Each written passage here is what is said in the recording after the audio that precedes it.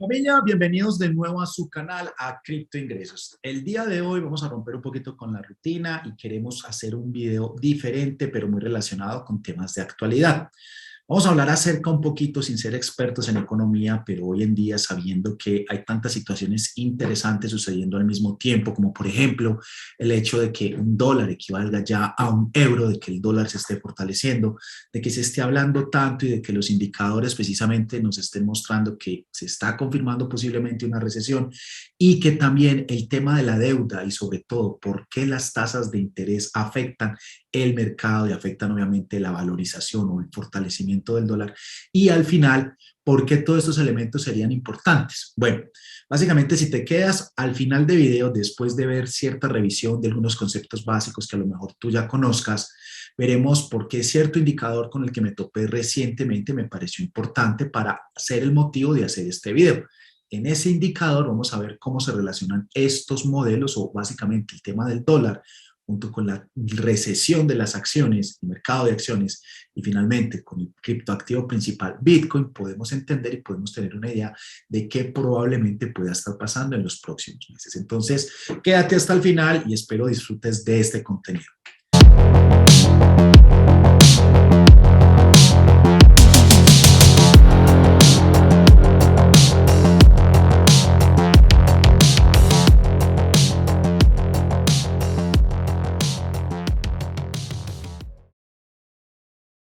Ahora, para comenzar entonces, repasemos ciertos conceptos acerca de Ray Dalio, que compartimos un video aquí en el canal acerca de los principios básicos de la economía, donde fundamentalmente debemos recordar y tener presente siempre la importancia de la deuda y el crédito. El crédito es la parte más importante de la economía y probablemente la menos comprendida. Es la parte más importante porque es la mayor y la más volátil. Así como compradores y vendedores van al mercado a hacer transacciones, también los prestadores y los prestatarios. Los prestadores suelen querer convertir su dinero en más dinero. Y los prestatarios suelen querer comprar algo que no pueden pagar, como una casa o un coche, o quieren invertir en algo como iniciar una empresa. El crédito puede ayudar tanto a prestadores como a prestatarios a obtener lo que desean. Los prestatarios prometen devolver la suma prestada llamada el capital, más una suma adicional llamada interés. Cuando las tasas de interés son altas, se toman menos préstamos porque son caros. Cuando las tasas de interés son bajas, se toman más préstamos porque son más baratos. Cuando los prestatarios prometen devolver el préstamo y los prestadores les creen, se crea el crédito. Dos personas cualesquiera pueden acordar el crear crédito de la nada. Esto parece bastante sencillo, pero el crédito es escurridizo porque tiene nombres diferentes. Una vez generado el crédito, se convierte de inmediato en deuda. La deuda es un activo para el prestador y un pasivo para el prestatario. En el futuro, cuando el prestatario devuelva el préstamo con intereses, activo y pasivo desaparecerán y la transacción queda saldada. Entonces, ¿por qué es el crédito tan importante? Porque cuando un prestatario obtiene crédito, puede aumentar sus gastos. Y hay que recordar, el gasto impulsa la economía. Eso es porque el gasto de una persona es el ingreso de otra persona. Bien, entonces, el crédito nos ayuda a llegar donde queremos. Si las tasas de interés de los créditos están altas, pues se solicitan menos créditos, pero si las tasas de interés de estos créditos son bajas, se piden muchos créditos. El gasto de una persona entonces es el ingreso de otra. ¿Y cómo se comporta el crédito en el futuro? ¿Y por qué sería diferente entonces del dinero? Pensemos en tomar préstamos como estirar los gastos hacia adelante. Para comprar algo que no podemos permitirnos, hay que gastar más de lo que se gana. Para ello, debemos tomar prestado de nuestro propio futuro. Así creamos un tiempo en el futuro en el que deberemos gastar menos de lo que ganamos para poder devolverlo.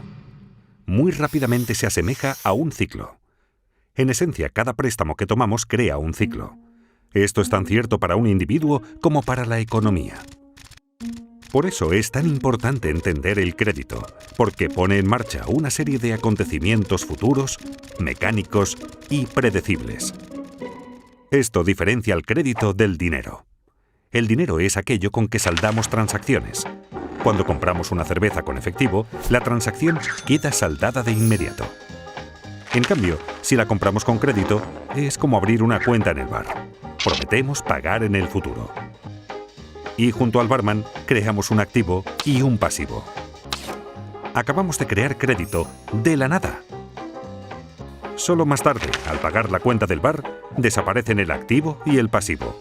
La deuda se esfuma y la transacción está saldada.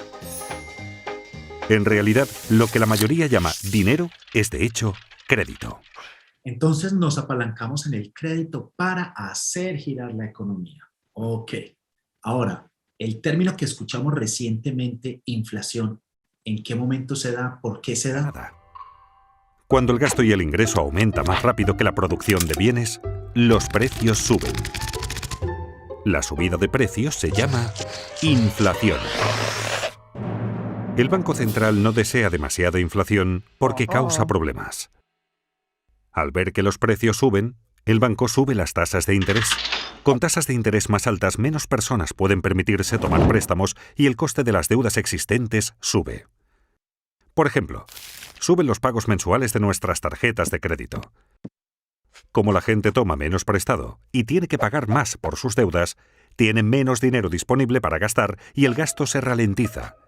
Y como los gastos de una persona son los ingresos de otra, los ingresos bajan y así sucesivamente.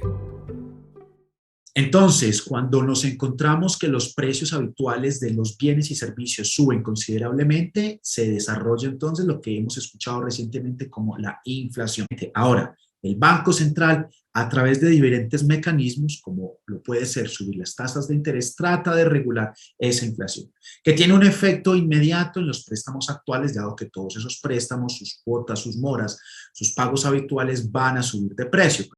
Y que de continuar con la misma tendencia como medida o como mecanismo de protección para la inflación, pues irremediablemente se puede hablar de una desaceleración de la economía al quedar menos disponible para los gastos. Pero recordemos que todo esto hace parte del ciclo corto de la economía.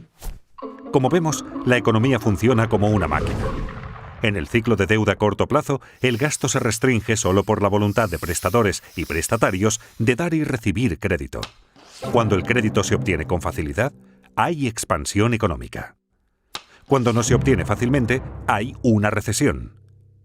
Y atención, este ciclo es controlado en primer lugar por el Banco Central.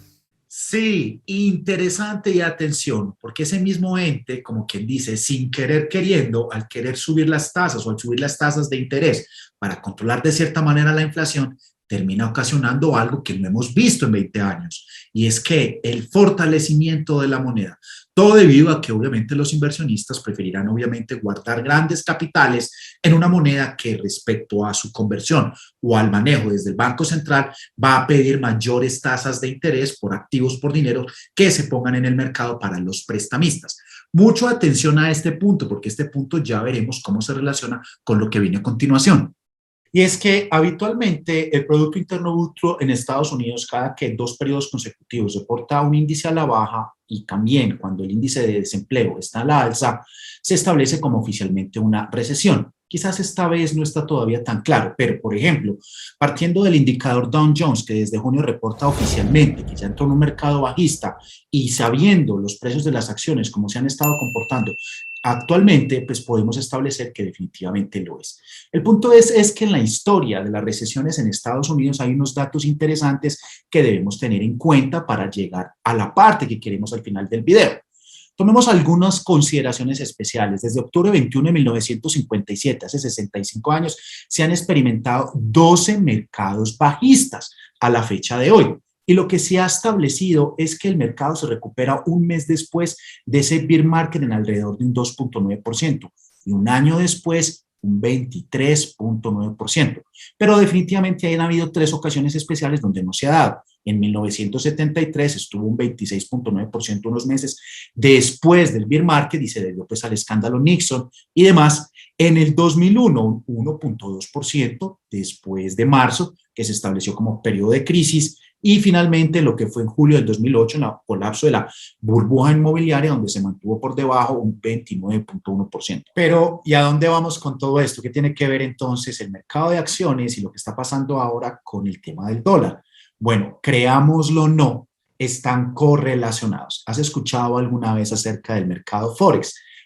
Pues bien, es el mercado donde se especula, donde se invierten grandes cantidades de dinero básicamente para apostar a ver qué va a pasar con el otro dinero. Y en ese mercado, la marca oficial, por así decirlo, es el dólar. Ahora bien, hay un indicador que se llama el DXY o DXY. Y este indicador es medido contra otras 6 principales monedas en algo que se llaman los trading pairs. Esas son el euro, el yen japonés, la libra británica, el dólar canadiense, la corona sueca y el franco suizo. Ahora, ¿por qué tienen diferentes porcentajes? Dependiendo su importancia respecto al índice. Cuando estas monedas tienen menor importancia respecto a ese índice, significa que el dólar cada vez es más fuerte. ¿Y por qué es el dólar cada vez más fuerte? Por lo que vimos al principio, porque es más tentador para los inversionistas. Veamos el mundo como un inversionista que está buscando en dónde pagan mejores intereses, donde la economía está más acelerada y donde quizás haya mayor seguridad. Y recientemente el índice, obviamente, DAX respecto al dólar americano está por encima del 100%, cosa que no sucedía desde el año 2002. He aquí entonces esa importante correlación.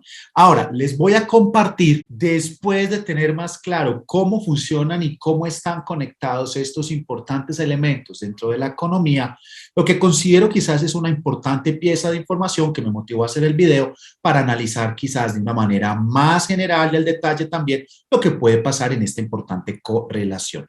Todo lo encontramos precisamente en TradingView y es una correlación entre el S&P 500, el fortalecimiento del dólar y Bitcoin, aunque está más orientada al comportamiento de Bitcoin y de las divisas, perdón, del mercado de acciones. Recordemos pues que no es un consejo financiero y tratemos de no verlo siempre por ese lado. Démosle gracias a TradingView por semejante pieza de información. Ahora, ¿cómo lo vamos a ver? En azul vamos a detallar entonces lo que es el mercado de acciones, stock market. En verde el DXY Index o fortalecimiento del verde, y en naranja lo que ha sido el comportamiento de Bitcoin en los últimos 10 años, una década de análisis. Durante estas 3 importantes fases, en verde lo que ha sido crecimiento, alza, subida, en rojo lo que han sido las caídas y en amarillo las zonas de acumulación o laterización. Recordemos que Bitcoin y el mercado de acciones son primos prácticamente porque están altamente correlacionados. ¿Por qué están altamente correlacionados? Porque ambos son activos de riesgo. Lo que suceda en las acciones, Bitcoin quizás tenderá a seguirlas y viceversa. Lo que suceda con Bitcoin, las acciones lo más seguro es que lo sigan. Ahora, recuerda también, el mercado de acumulación es simplemente cuando hay poca especulación y básicamente el precio se está moviendo sideways, es decir, ni sube ni baja, completamente lateralizado. Ahora, vamos a hacer el análisis partiendo inicialmente de las zonas verdes, es decir, cuando Bitcoin ha estado al crecimiento, al alza, y vamos a prestar especial atención a lo que ha sucedido con el dólar. Comencemos por la primera sección, dólar a la baja, acciones subiendo, Bitcoin sube. Siguiente sección, dólar lateralizado, acciones suben, Bitcoin sube. Siguiente sección, dólar a la baja, acciones y Bitcoin subiendo de precio. Y en la última sección, dólar bajando, acciones subiendo y Bitcoin subiendo. Bien, hasta ahora lo que hemos visto y lo que nos sugieren esos datos es que cuando el dólar está lateralizado, ambos, acciones, mercado de acciones y Bitcoin, dicen esto está bien, muy interesante, el dólar que se quede lateral, nosotros podemos seguir creciendo. Y que cuando el dólar definitivamente empieza a mostrar un comportamiento a la baja, lo que es Bitcoin y el mercado de acciones, vámonos de fiesta. Ahora, prestemos especial atención a lo que va a pasar cuando el mercado ha estado en rojo, cuando Bitcoin ha entrado en un mercado bajista o en un canal descendente. Y prestemos especial atención de nuevo al comportamiento del dólar. Primera sección del mercado bajista, el dólar subió, acciones bajaron, Bitcoin bajó. Segunda sección, el dólar sube, las acciones lateralizadas, el Bitcoin baja. Tercera sección, el dólar sigue subiendo lo mismo, acciones no hacen nada, Bitcoin baja. Bueno, los datos ahora sugieren que definitivamente al mercado no le gusta un dólar fuerte. Cuando el dólar ha estado en ese comportamiento, como lo vimos, lo mucho que ha llegado a suceder es que las acciones han estado lateralizadas. Ahora, de nuevo, hagamos el siguiente análisis en la zona de acumulación amarilla o de lateralización de Bitcoin. Y de nuevo, prestémosle especial atención a lo que va a ser y lo que ha sido el comportamiento del dólar. Primera sección de la gráfica, un dólar lateralizado, las acciones ligeramente suben, Bitcoin no hace nada, lateralizado. Segunda sección, dólar lateralizado, acciones bajan, Bitcoin no hace mayor cosa, sigue lateralizado. Tercera sección, dólar lateralizado, acciones suben, Bitcoin no hace nada, lateralizado. Cuarta sección, dólar sube, acciones sorpresivamente suben y Bitcoin permanece lateralizado. Bueno, wow, ¿qué podemos hacer con toda esa información? Vamos a sintetizarla de una manera que quizás la podamos comprender mejor. Y les voy a compartir qué es lo que yo aprendí de esto y también cómo la puedes utilizar. En realidad creo que solo hay una sola regla, una sola, digámoslo así, observación a hacer. Cuando el dólar siempre ha estado subiendo, jamás Bitcoin ha estado al alza. Y también aplica para las acciones, al menos en lo que fue en esta última década. No hubo un solo momento donde el dólar subiera y las acciones también estuvieran completamente al alza. Bueno, a no ser del año 2021, pero el año 2021 lo podemos tomar como una completa excepción. ¿Por qué? Porque fue cuando el gobierno de los Estados Unidos inundó el mercado con muchísimos más dólares debido al tema de la pandemia. A lo mejor, y quizás discutiblemente, si eso no hubiera sucedido, quizás las acciones no hubieran tampoco subido como subieron de acuerdo a la gráfica que acabamos de ver. Bueno, en realidad es que si no te sientes o no pudiste comprender todavía lo que acabaste de ver en el video, quizás esta otra analogía te pueda ayudar un poco a sintetizar mejor y a detallar mejor la información que recibiste en el video. Piensa en la gravedad como el dólar. Un dólar más fuerte permitiría de cierta manera que los activos o los objetos bajo su influencia estuvieran más anclados a la tierra. Esa sería la analogía. Ahora, un dólar debilitado permitiría que de cierta manera los activos o los objetos flotaran por encima de la gravedad y estuvieran sujetos a dispersarse en la atmósfera. Ahora, lo que hace una gravedad más fuerte, si lo comparamos con física, para entenderlo, serían como las partículas Meson, creo, o las moléculas de Dios, que lo que hacen es más masa para mayor gravedad. De cierta manera, esas vendrían a ser las tasas de interés que el banco imprime o que el banco fija para poder hacer que su dólar, su punto de gravedad, sea aún mucho más fuerte. Así lo pudiéramos de cierta manera comparar y resumir respecto a la información principal del video. Ahora, lo más interesante para concluir es que si extrapoláramos lo que ya sabemos ahora de acuerdo a esa gráfica y a esas comparaciones con el mercado actual, nos vamos a encontrar de que los datos perfectamente concordarían con lo que estamos precisamente viendo, un dólar fortaleciéndose, un dólar más fortalecido, lo que dejaría ver que posiblemente las acciones estarían o a la baja o laterales. Ya sabemos que están ligeramente a la baja y lo que nos dejaría de acuerdo a esto, un dólar fortalecido y las acciones a la baja o un Bitcoin lateralizándose o a la baja. Si es a la baja, nos llevaría precisamente a lo que fuera ese punto. Bueno, y eso es básicamente pues lo que queríamos compartirles en el video de hoy. Recuerden que quizás todas estas cosas funcionen hasta que quizás ninguna de ellas funcione. En otras palabras, a lo mejor todo lo que está pasando en el momento donde nos estamos poniendo mucho más atentos a lo que son los datos de la inflación, de la recesión y además, pues pueden que esas variables obviamente cancelen unas y haga que otras definitivamente sean más válidas para el modelo o para la información que les acabo de compartir. No olviden igual suscribirse al canal, darle un like si te gustó este contenido, esta información. Esperamos que sea de utilidad y de valor para lo que estás buscando en estos días. Y suscríbete al canal, nos vemos en el próximo video. Nos vemos adentro. Un abrazo para todos.